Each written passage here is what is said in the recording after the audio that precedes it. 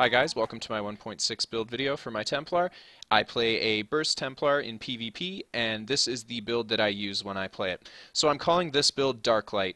It's very similar to the build that I've done before, but it's very different in a lot of ways as well. With 1.6, I've been able to do a lot of different things on my Templar, and I've been able to change a lot of things up as well. So let's jump right into it. This build is viable for PvP, it works very well, it is a PvP build, but you can also PvE DPS with it quite well. You just have to change a few things up, but it's not a big deal. If you want, you can always tweak the build if you feel like you aren't getting the results you want. I've been able to achieve around 8 to 12k sustained DPS with this build in PvE, and then in PvP, of course, it's a burst spec, so sustained DPS means very little. It's all about landing that combo. So let's check out the character tab. As you guys can see, all my attributes are here, and if I scroll down, I have gone vampirism with this build, and there's a few reasons for that, and I will get into that later. But for now, let's look over this. So I've distributed my health and my stamina 20-42. Now, the big thing you have to remember with this setup is you can directly choose how tanky you want to be with this build by how you set your attributes between health and stamina. Now, with your gear will be all enchanted with plus stamina, right? So it allows you to decide, because you are a Templar and you can use Blazing Shield to your advantage, you can decide if you want to be really tanky, so you can up your health so you have a bigger Blazing Shield, but then you'll hit less by dropping your stamina by a certain amount. You don't have to worry too much about dropping your stamina in this build. That's something that I wanted people to be able to do, is to drop their stamina as low as they want to provide tankiness while still having a good amount of DPS. So what I've done is I've stacked weapon damage with this build. And the reason that I've stacked weapon damage is because being a Templar and with the new buff system, you can stack weapon damage very, very well, and there's no soft caps on it, and it allows you to hit really hard. The food that I use with this build is actually the regen food. If you notice my high regen stats here, the reason I'm using regen food is because I wanted to, of course, stack the weapon damage, and I had to do that through my gear. So I used the regen food to give myself the sustain that I need. So I have just under 1k Magicka recovery, which is really great. That's quite a bit. You don't need much more than that for this setup. I have 624 health recovery. I am a vampire, so I take a huge negative bonus to my health recovery. It says 75% lower, but in the vampire traits you can make that 75% a little smaller. It just doesn't show it in this tooltip here. But I've still managed to keep my health recovery around 624, which is pretty good. And then, of course, stamina recovery, we're sitting at 1366, and that is a great value for your stamina recovery. And you can push it even higher without making any changes to the build just by using potions. So of course, the Blood Knight, what really appealed was it was a high regen build. So you exit combat and your stats just shoot up really quickly, and then you can jump right back into the fray. And it gives you this ability to just sustain yourself in combat for long periods of time. So the regen food fell naturally into that. Now what happens is your Magicka, your health, and your stamina will drop pretty low because you're not using the bulking foods for these stats here. So for my maximum stats, I have 8,600 Magicka. You don't have to worry about having a high Magicka pool. You just need to worry about having a good amount of regen. So if you have around 1k regen, you should be fine for this build. You don't need to have a lot more than that. Of course, if you want, you can always build more regen. Totally up to you. If you feel like you're running out of Magicka too quick, but you don't need a big pool because you're not doing damage with your Magicka-based skills. The maximum health is sitting at just around 20k. That's a good value for it. You keep a good amount of tankiness and you're able to dump quite a bit into stamina then. I would say around 20k health is pretty ideal for this setup. It gives you that little bit of burst shield that you need. And really, if you're running a high regen build with lots of multiple heals over times like this one, you don't really need a huge health pool either. The big benefit of stacking health with this build would be to give yourself bigger Blazing Shields, which is, again, tying into how I said you can make yourself directly more tanky by stacking a higher health value and dropping your stamina. And then my stamina is sitting at 19,460.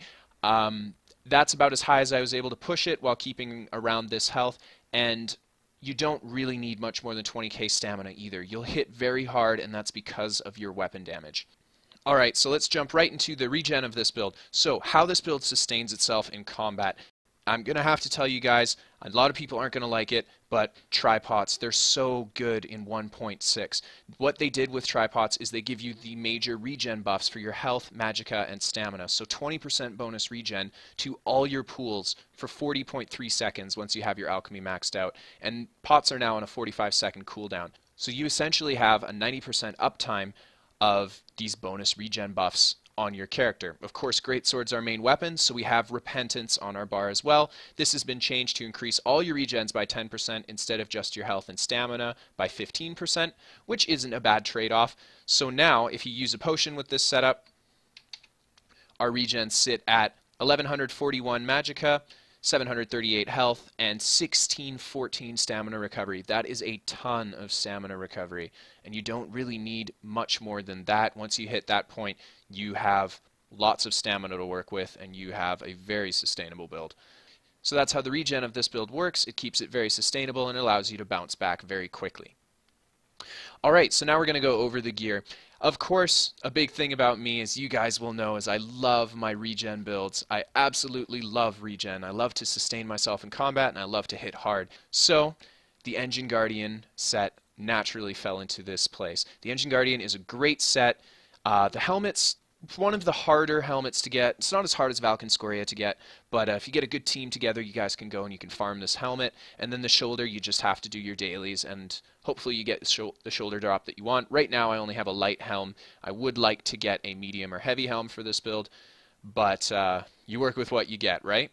So this build is predominantly a medium armor build, but there's still bonuses to running heavy armor pieces or light armor pieces with it, and that's just totally up to user preference. Ideally, I would say run this build 6 medium, 1 heavy. And I say that simply because heavy is more valuable now. It gives you a huge amount of armor bonus, and it also allows you to break free cheaper. And with the changes that have been made to immovable, it only gives you 5-second immunity to CC.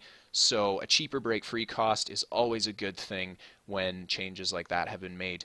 So my jack and my belt and then my weapon, be it Greatsword or bow, is Ashen Grip. The reason I'm running Ashen Grip is because I can bulk my health up a little bit with it and bulk up that weapon damage. I've gone Infused on my chest to buff up that stamina enchant that I put on there, and I've gone Impen on my belt for a little bit of resistance to critical hits. They've changed how Impenetrable works now. So now the way that Impenetrable will work is if someone hits you with a critical attack, Impenetrable will reduce the amount of damage you take from their critical attack. It no longer reduces their chance to land a critical hit. And then I've got a 2-piece set of the Morag Tong. This is quite an expensive set to get your hands on. These are just these are some pieces I had laying around. They're not V14, but they are gold because I did run them in the past. I would recommend, if you guys can get your hands on this set, go for it. If you can't, go for the Red Mountain set. It's quite an easy set to get. You can buy it at a guild store for quite a cheap amount, and the 2-piece on the Red Mountain set gives you weapon damage as well. And then I've got 4-piece Shadow Walker. If you guys have trouble getting your Shadow Walker pieces, remember, if you buy yourself V12 stuff, it's cheaper to buy. You could get yourself the V14 that was just released, but it'll be more expensive. And the reason I've gone with Shadow Walker, of course, is for the weapon damage, the stamina bonus, and then the stamina recovery. The general trend you can see in my gear here is that I've gone for sustain and weapon damage while trying to bulk up my stats that I lose from not running the bulking food and running the regen food instead. So this is the food that I use, High Rock, Rose, and Rye. It's only Vet 5. I haven't got my hands on the Vet 10 food yet. It's not very expensive to buy. I just haven't had the time to do it. Alright guys, and then remember what I said about the weapon damage stacking. If you build your character like this, being a Templar, you'll be able to achieve just under 3,000 weapon damage, and that is quite a bit. Getting your weapon damage that high isn't very easy to do, but if you do manage to do it, it's quite rewarding because you do begin to hit very hard. So the things that lead into weapon damage stacking, of course, is Balanced Warrior, increase your weapon damage by 6%. I'm using Rally, which gives me Major Brutality, increasing my weapon damage by an additional 20%. I've got Flawless Dawnbreaker slotted on my Greatsword bar to increase my weapon damage by an additional 8%. And then I've got 5 pieces of medium armor on, increasing my weapon damage by an additional 12%. So when I'm fully buffed, that attributes to a 46% bonus to my weapon damage, and that's how I managed to get it up this high. Weapon critical is not such a big deal with this build, as your primary burst damage dealer will be Critical Rush, and it always lands a critical hit. Boosting up your weapon critical, however, will allow your dots on your poison injection to hit a little bit harder, and it'll allow your execute to hit harder as well as giving you those lovely crit heals when you really need them. And finally, the Mundus buff that I've gone with for this build is the Warrior, which increases my weapon damage further, and as I said before, that's what I'm trying to stack to deal my damage. Okay, so let's jump into the skills. So this first bar looks the exact same as it did in the Blood Knight build. So I've got Executioner. This is a skill that you're going to use when your opponent's health starts to drop around 30%. It'll start to hit really hard, and it'll be your takedown. Then we've got Critical Rush, of course. You're setting this Critical Rush up using Magnum Shot, and what you try to do is distance yourself as far as you can from your opponent within range of the skill, of course, to land the most damage-dealing hit that you can. And then there's Repentance. Repentance is a great skill, and it synergizes really well with the Engine Guardian set. If you get any kills with Repentance, you can pull from the dead bodies on the ground, and you can pull back 869 health and 869 stamina, not only to yourself, but to nearby allies as well. So as you guys can see here, I've procced my Engine Guardian set, and when it dies, you can actually pull Repentance on your own Engine Guardian set. So it's just a natural fit for this build and for Templar. And then I've got Rally on my bar here. Rally is your heal over time, and it's also your primary heal. Rally is a really great heal, and if you layer it with Blazing Shields, which is my final skill here, it works really well for your build. Simply because you can hide underneath your Blazing Shields, allow your shield to take up the damage while your Rally works away at healing you, and whenever you need that burst heal, you just reactivate your Rally and you'll get a good amount of heal from it. The heal in your Rally, of course, is scaling off my weapon damage, so the more damage I do, the more powerful my heal over time and my heal will be. And then, of course, I've got Blazing Shield, the bread and butter of Templar sustainability. It's got quite an expensive cost in 1.6 now, but we do have a good amount of Magicka regen.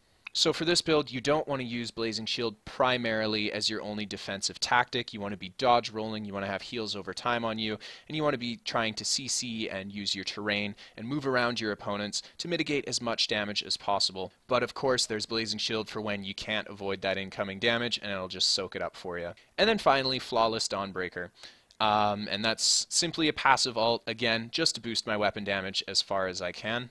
So one of the big changes made for the Templar passives in 1.6 is Piercing Spear, which increases the damage bonus for your critical strikes by 10% and increases your damage bonus against blocking of targets by 10%. So this is a really nice skill because it just increases my critical rush damage by another 10%, and it just goes to show why this build is such a good fit for a Templar.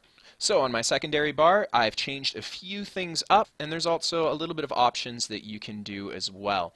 So I'm running Poison Injection on my secondary bar. It's a really cheap skill, it's got a good amount of range, and of course it puts that deadly dot on your opponent once their health starts to drop. So as always, if you're trying to kill a target, put a Poison Injection on them and just let it tick away. You never know when that dot will tick. I've had it crit tick for over 7k before when they're low health, and the dot has executed my opponents for me, and I didn't even need to attack them. So this is kind of your set skill for your burst. The next skill is Magnum Shot, and it is a pivotal skill for the combo in this build. It'll put distance between you and your opponent when you hit them, it'll knock them back 6 meters, it'll knock you back 6 meters, and it'll put a stun on them as well, allowing you to follow it up with a crit rush for a good amount of damage on a target who's not blocking. So the next skill that I'm running is Accelerating Drain. This is a really good skill that I'm really excited to use, but unfortunately there is a bug with it right now and it doesn't work properly, but it's still a good skill and you should still have it on your bar. So how the drain works is you'll drain your target and it'll pull stamina and health out of your target and it'll give it to you. So you get about 1,500 stamina and health every second that you drain your opponent. So it's a really great sustained skill again, and it also stuns your opponent.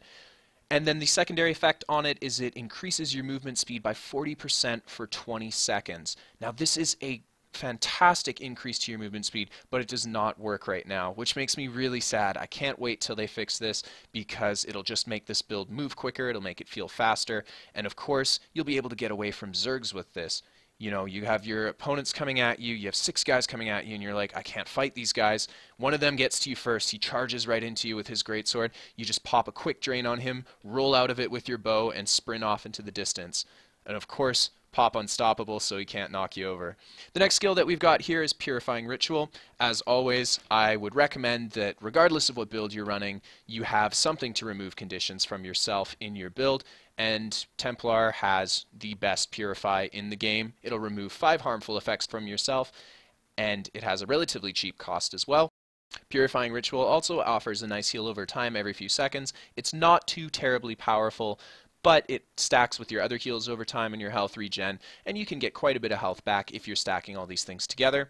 And as always, you can have your allies synergize on Purifying Ritual, and it will remove all harmful effects from them and heal them for a good amount as well. And then finally, we've got Unstoppable in this build. Now, they've made a few changes to Unstoppable in 1.6 as opposed to what it was in 1.5. Now it'll give you Major Resolve and Major Ward, which will increase your armor and spell resistance by 5,120 for 15 seconds. That's great. I love having 15 seconds of increased armor. Stacking armor and spell resist in 1.6 is a lot more beneficial than it was in 1.5, especially with the removal of soft caps and the rework that they did to how damage is dealt and how it's calculated. So the big change to Immovable is it only grants you immunity to knockback and disabling effects for 5 seconds now. Now you can increase this duration by wearing heavy armor, of course, but the way to use Immovable now is a little bit different than how I used it in 1.5. One of the big differences with this skill is that my regen is a lot higher than it was in 1.5, but the relative cost of this skill has remained about the same. So the way that I've been trying to use Immovable in combat is I throw Immovable up, I keep that armor buff on myself, and then when I enter combat I have that immunity to stun for 5 seconds. And then I allow my character to take a stun as long as I have that armor bonus up. And then after I take that stun, I break free of it. I still have my armor bonus up, of course, and then I have another 5 seconds of immunity to my stun after using break free. And then once my break free immunity goes away, I repop my Immovable. So I have 10-second bursts of CC immunity if I do it right. And then finally, the ultimate for this build that you will use, I wouldn't recommend that you use Flawless Dawnbreaker unless you really want to smite some vampire or werewolf, is Clouding Swarm. Now, Clouding Swarm deals a decent amount of damage to everyone around you, but it's not too terribly high. The big thing about this ultimate is you are invisible for 5 seconds. So this is 5 seconds where you can use this ultimate to turn the way a battle is going around. If you're fighting a target and he's beating you down and you think you're going to lose this fight, you pop Clouding Swarm, now you're invisible, so you reset. You throw up your Blazing Shield, you throw up Rally, and then you get close to him and you Magnum Shot him away from you. He goes flying, you crit rush into him, and he can't see you while you're doing this, so you can put a huge amount of damage into a target while in Clouding Swarm and really use it to burst someone down. Let's say that you have a ton of people coming at you and you're in big trouble and you're like, oh no, they're going to get me. You pop Clouding Swarm and you sprint out of there as fast as you can. And Clouding Swarm also synergizes really well with your Drain. So you can pop your Swarm, let's say you're low on stamina and you're low on health, pop your Clouding Swarm and just drain a target while you're invisible. They can't see you, and usually it takes people a few seconds to realize that they've even been stunned in your Swarm. And you can do a decent amount of damage to them. You're not going to do too terribly much, but what you're doing is you're building your resources back. And of course, when they fix the movement speed on it, you can pop a Clouding Swarm, pop a Drain, and then dodge roll and sprint out of there as fast as you can, and you're getting away. Alright guys, time to go over the champion system for this build. I'm going to go over where I've put my points, and I'm also going to go over which passives benefit this build the most.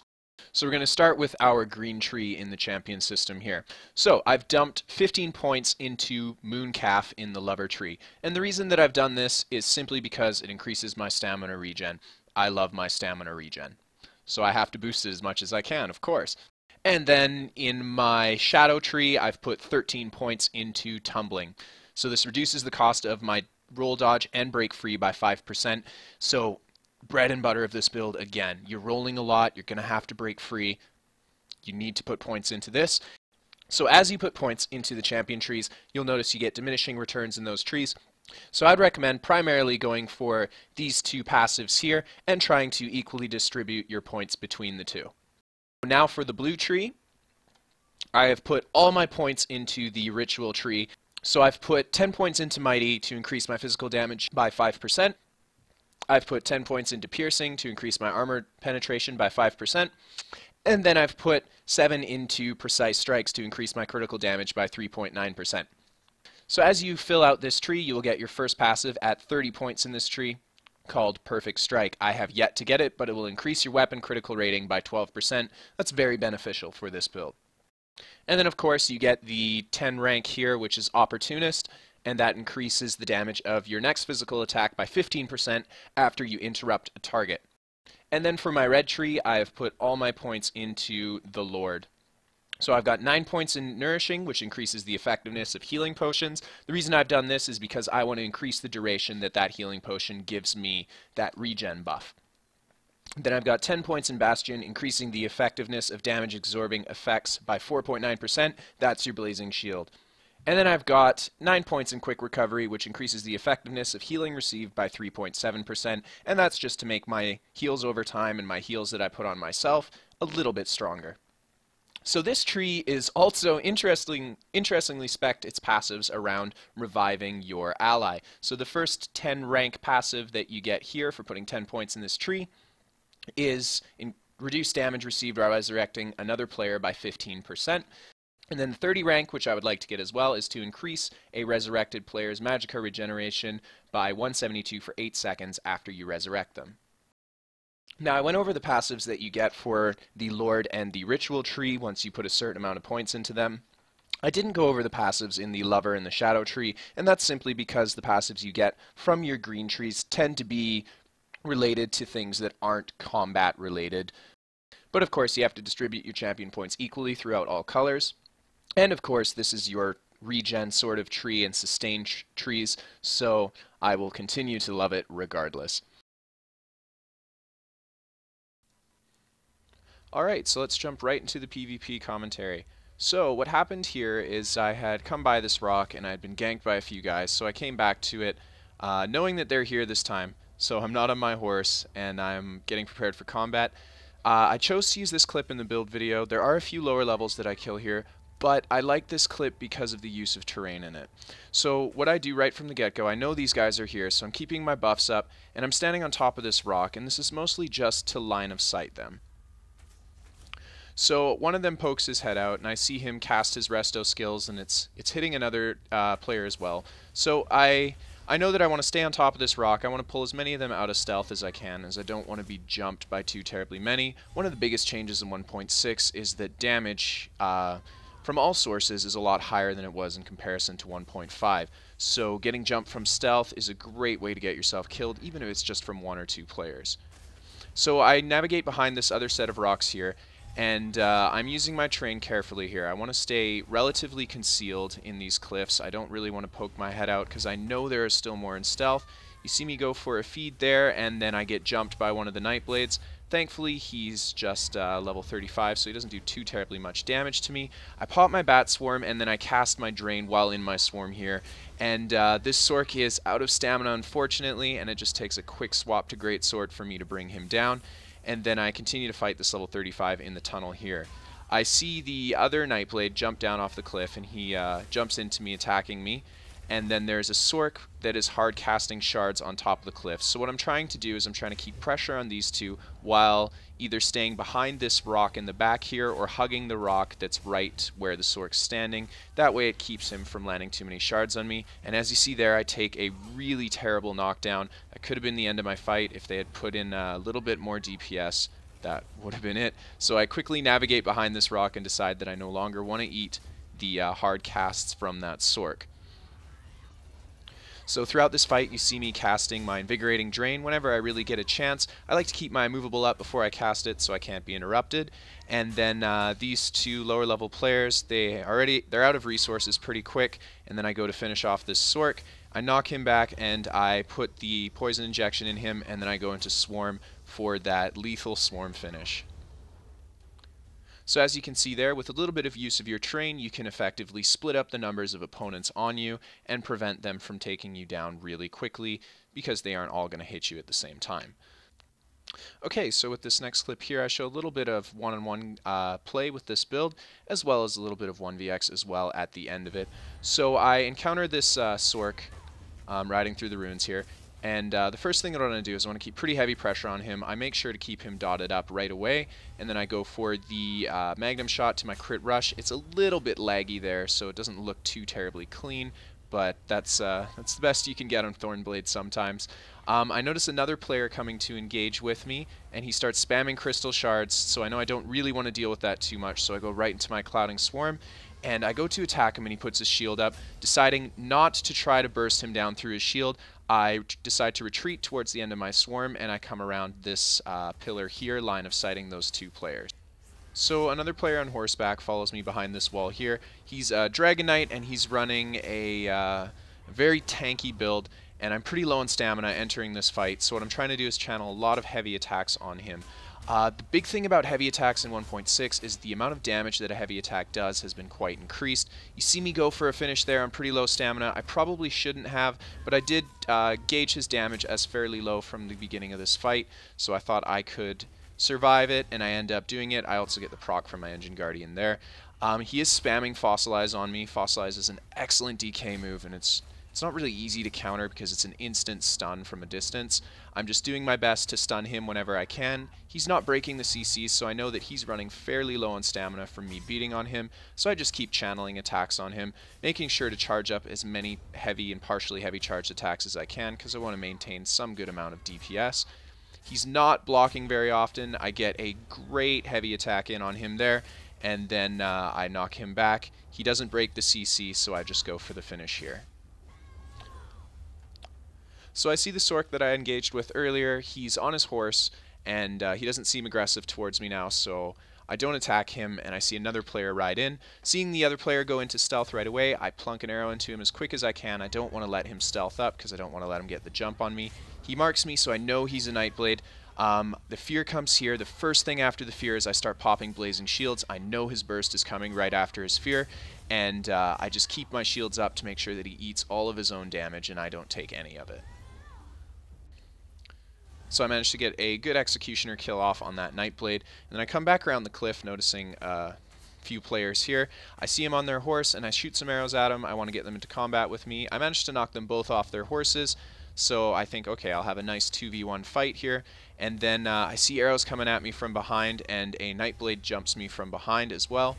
So I decide the first thing I need to do is get into Clouding Swarm and reset this fight. I try to go for a drain, knowing that I'll need the stamina for a prolonged fight. I get a drain off on one of the players there, and then I roll into this wall, and I take a stun, and I actually get trapped in the wall there, so I have to use my pot to heal up real quickly, and then what I'm doing is I'm just trying to pivot around this wall, trying to pick off these players that are fairly low health. After managing to get two really good crit rushes in, I managed to take two of them down very quickly, and then I'm left to fight these two here. It's a Templar and a Nightblade. The Templar is smacking me with Blazing Spears, so I'm trying to keep my CC immunity up as much as possible, and I'm just trying to keep my dots up on both of them. I notice the Nightblade drop low health, and I get a crit rush into him, and I manage to get an excellent finish. This Templar decides to go for the res. I knock him back right away, preventing the res, and then I just put some pressure on him. And he seems to be fairly low resources at this point, and I managed to get the kill on him as well.